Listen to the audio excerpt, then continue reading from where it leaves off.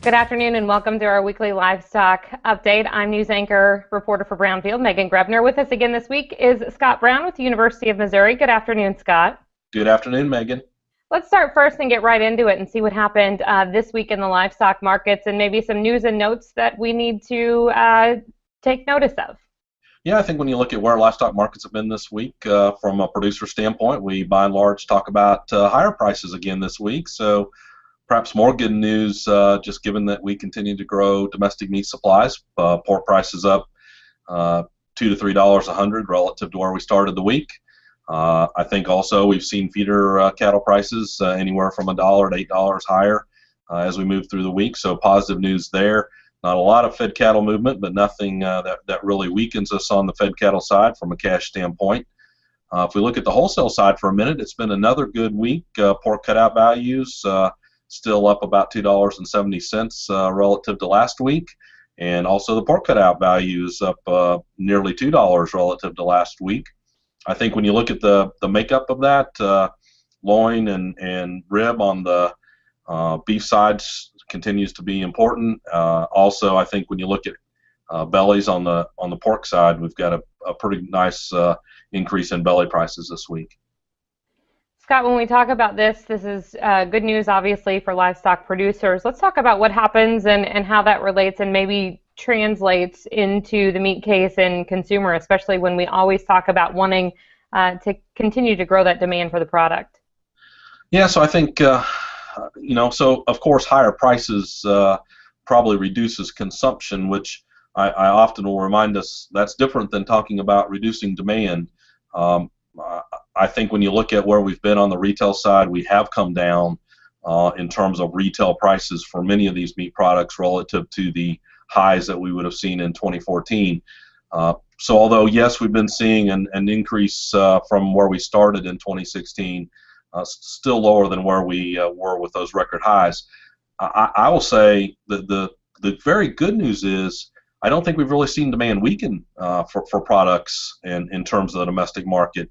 It's been our concern all along when you push additional supplies in the market in 2016, what did it take to clear those markets? What prices did it take? And consumers seem willing to stay at the plate, if you will, and we've actually not seen much weakness come back in terms of producer prices. So maybe some good news that demand is in fact staying fairly strong as we go through 2016.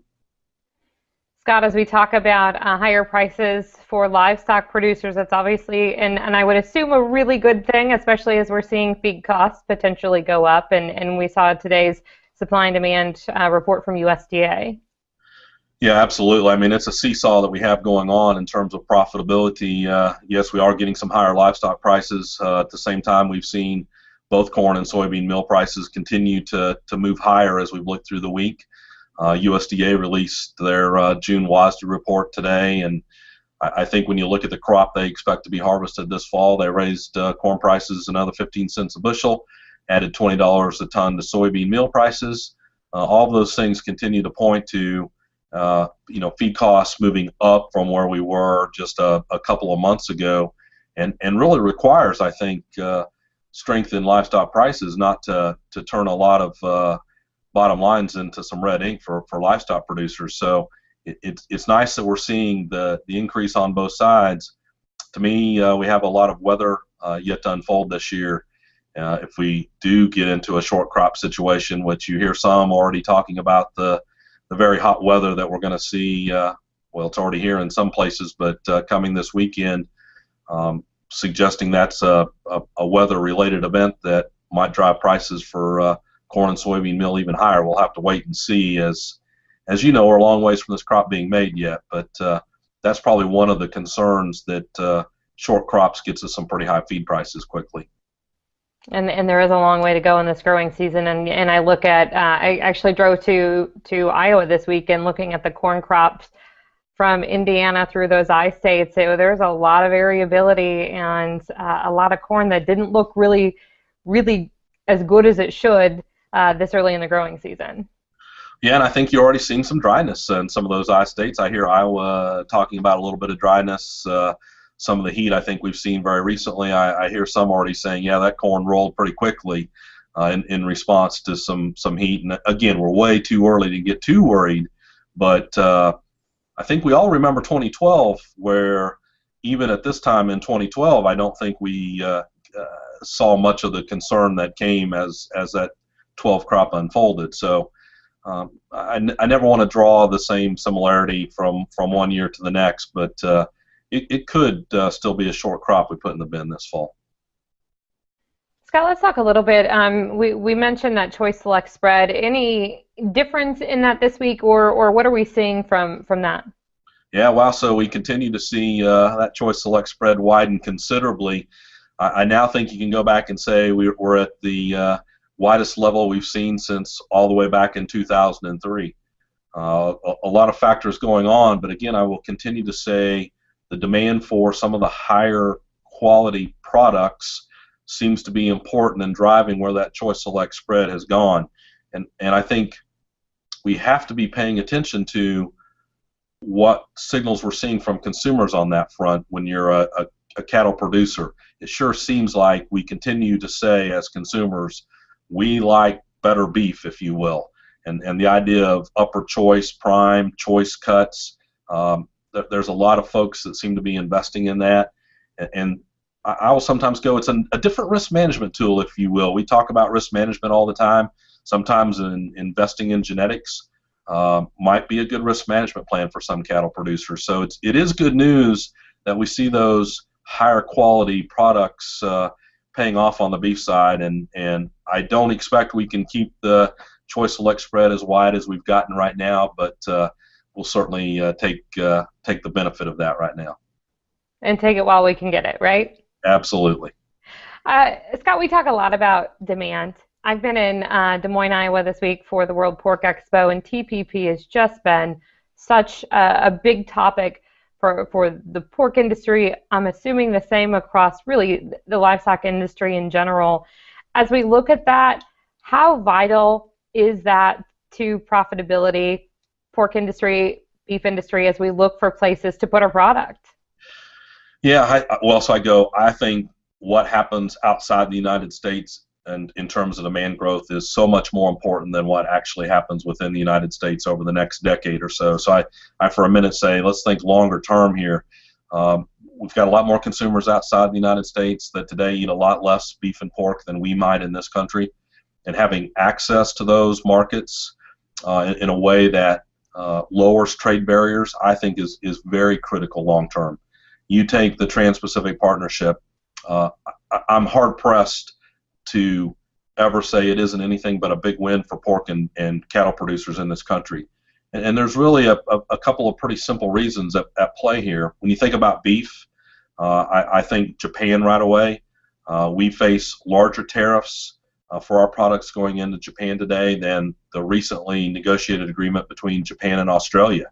And our ability to at least level that playing field, I think, keeps our product growing going into Japan in front of us. When you think about pork, we still say Japan right away. And the idea of the lowering of the gate price mechanism, I think, gives us some opportunity in this country to move product that we otherwise wouldn't have the same opportunity. So it seems to me a very large win long term, and it's kind of investment we need to be making today to make sure that 10, 15 years down the road, we have access to those markets that are going to have increases in population and growing incomes. You can generalize from TPP and say maybe we get other countries in TPP at some point that frankly might be even more important in terms of the growth that we see in front. So I don't think you have to just consider the current set of TPP countries as well. If we get others interested, again, I think it's good for livestock producers. And if I'm looking, and if I remember correctly, I think it's, what isn't it, 20% difference in tariffs or something like that per pound is the difference between the free trade agreement from Australia to Japan and what American beef is paying per pound going into that country? So eventually when that Australia-Japan agreement becomes completely binding, their tariffs would fall to somewhere around 9% on beef products, where today we're setting at 40% tariffs on most of our products going into Japan. So that's the difference that ultimately we'd face if we make no changes or don't have a TPP agreement, because that TPP agreement for beef actually reduces tariffs for us into Japan by roughly the same amount as Australia negotiated with their FTA. So that's a big difference in terms of the effective price of landed product from Australia versus the United States if we face a 40% tariff and the Australians face a 9%. That competition's hard to compete with. And I don't want to get political this early as we talk about that, but is that something that maybe makes the ag industry a little nervous? We have two potential presidential candidates that really are not big fans of trade. Does that put an additional sense of urgency on that TPP agreement to get it done this year? Well, I think there are some that are certainly hopeful that we can do it sooner rather than later. I think we've got a long ways to go to get TPP passed this year, given just the short number of days Congress is in session between now and election period. Perhaps that's a lame duck issue that can be dealt with. At the same time, I think, yes, we've seen a lot of candidates that have not been very pro-free trade. It will be interesting to watch as we see the next president elected, whether there's any change in the way they approach trade agreements, and perhaps some of the rhetoric might be a little less when we get down to what's it really mean, a successful TPP agreement, for example. Scott, anything else we're watching as we wrap up this week and head into next week? Well, I continue to say, we want to pay attention to those China pork markets. Continue to get a lot of information about what are record pork prices in China. The 40 million pound growth that we've seen, I think, is important, and it's one we're going to keep watching. And of course, always secondly is tell me what the weather does from now to harvest. Those seem to be the two big points to be paying attention to this week, at least. And hopefully we see some relief in these temperatures from a personal standpoint until we get a little relief in our house here. It is clear the summer of 2016 is here. Most definitely. Scott, good to see you this week. Stay cool, and we'll see you next Friday. Thanks very much, Megan. I'm Meghan Grebner on Brownfield.